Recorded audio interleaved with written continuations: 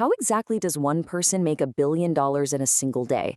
Think about that number. It's not by inventing the next big thing or selling some massive company. No, it's by making one single colossal bet against an entire country and winning. This is the story of how that happened. Today, we're diving into this legendary financial showdown, a day known as Black Wednesday. This is the story of the day a single investor went toe-to-toe with the entire Bank of England. Believe it or not, won. It's an incredible story about economics, but it's also about psychology, what is without a doubt one of the boldest trades in the history of finance. To really get what happened here, we've got to rewind the clock to the early 1990s. Britain was in a really tough spot. We're talking a deep recession. Inflation was just soaring. Unemployment was climbing up toward 3 million people. Not exactly a great picture. And, as if that wasn't bad enough, Britain had just joined this thing called the European Exchange Rate Mechanism, or the ERM. Now, the easiest way to think about this is like a pair of economic handcuffs. Seriously. The whole point was to keep European currencies stable by basically locking them all together, pegged to the absolute powerhouse of Europe, the German Deutschmark. Now, you can probably already see the huge problem this created. It was a fundamental mismatch. On one side, you have the UK, whose weak economy was just desperate for lower interest rates to get things going again. But on the other side, you've got this booming, newly reunified Germany, which was raising its interest rates to fight its own inflation. So it was literally handcuffed to an economic policy that was the polar opposite of what it needed. That peg was artificial, and a few people were starting to whisper that it was completely unsustainable. So while all the governments and central bankers were going around insisting everything's fine, nothing to see here, one man saw the cracks in the system. He was an investor who didn't just look at spreadsheets, he looked at human behavior. And that man was, of course, George Soros. Now, what's really crucial to understand about him is that he wasn't your typical numbers guy. He had actually studied philosophy at the London School of Economics. And that background gave him this totally unique lens for looking at the world, and especially at the markets. This brings us to his secret weapon, his core philosophy, something he called reflexivity. You see, most economic theory assumes that markets are rational and that prices simply reflect reality. Well, said, nope, that's all wrong. He believed our perceptions, our biases, our beliefs, they don't just reflect reality. They actively create it through these powerful feedback loops. Here's a quick example of how that works. Just think about tech stocks a little while back. A ton of investors believed AI is going to grow forever. That belief drove stock prices way up, which in turn made the companies seem even more valuable, which fueled even more investment.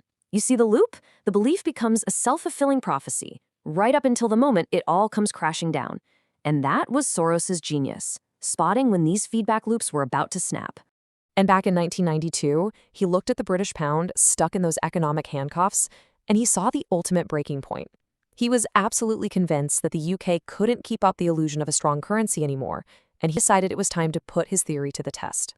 Now, he used two powerful tools to do this. First, short selling, that's basically selling something you don't own yet, and leverage, which just means borrowing a massive amount of money to amplify your bet.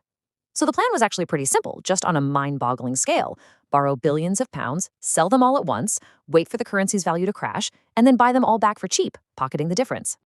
And what's wild is that the British government pretty much walked right into his trap. For months, the pound had already been in this slow, predictable decline. And that gradual fall, it was like blood in the water. It basically signaled to every speculator in the world that the government was weak and the pound was destined to fall. It was an open invitation to join the party and bet against the pound. Soros and his team at his quantum fund didn't just dip a toe in the water. They went all in. His own words really say it all. He told his team, go for the jugular. This wasn't just a cautious trade. It was a full-on assault. The sheer scale of this bet is just staggering. By the morning of September 16, 1992, the day we now call Black Wednesday, Soros had built a position against the pound worth nearly $10 billion. There's a famous story that when the British finance minister announced he would borrow billions to defend the pound, Soros's team was just amused, because that was about how much they were getting ready to sell. So the Bank of England had to fight back, and they threw everything they had at it. First, they just started burning through their currency reserves, buying up billions and billions of pounds. When that didn't work, they jacked up interest rates from an already painful 10% to 12%. And then, in a final, desperate Hail Mary, they announced rates were going to 15%. But it was just too late. See, Soros and the other speculators, they saw those rate hikes for what they were, an act of pure desperation. The selling pressure was just relentless. By 7:30 that evening, the game was up. The British government raised the white flag. They announced they were pulling out of the ERM and would just let the pound's value float freely. And it immediately, and I mean immediately. So Soros made his $1 billion, and the British government was publicly humiliated on a global scale. It was a terrible, terrible day for the politicians. But, and this is where the story takes this fascinating, completely paradoxical turn. Let's be clear, the immediate price tag was huge. Soros and his fund walked away with over $1 billion in profit, and that money came directly out of the Bank of England's reserves, which means it was a loss to the British taxpayer of around £3.3 billion. Just a massive transfer of wealth. So, yes, it was a huge financial loss, and it completely shattered the government's economic competence. It sounds like a total disaster, right? Well, was it actually bad for Britain? The answer, amazingly, is no.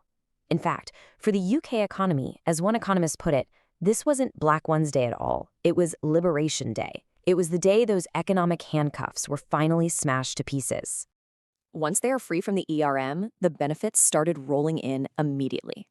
The pound's value dropped, which made British exports way cheaper and more competitive around the world. The government could finally slash those punishing interest rates, breathing life back into the economy. And this wasn't just a small blow. It kicked off a 16-year economic boom, the longest stretch of continuous growth in modern British history. Oh, and it's almost certainly that Britain never joined the euro. The events of that single day in 1992 ended up casting a very, very long shadow, reshaping finance, economics, and even politics for decades to come. The legacy of Black Wednesday is just immense. I mean, first, it was a textbook case that sometimes financial markets are simply more powerful than governments, period. It also forced the UK to invent a whole new economic strategy. Instead of targeting the exchange rate, they started targeting inflation, a framework that's still used today. You can also argue it planted the first real seeds of Euroscepticism that would eventually bloom into Brexit. And finally, for traders, it just changed the game entirely, redefining the sheer scale of what was possible. And that leaves us with one big thought. The battle on Black Wednesday was between a central bank and a hedge fund. And it really forces us to ask a question that's maybe more relevant today than ever. In our deeply interconnected global system, who really calls the shots? Governments or markets?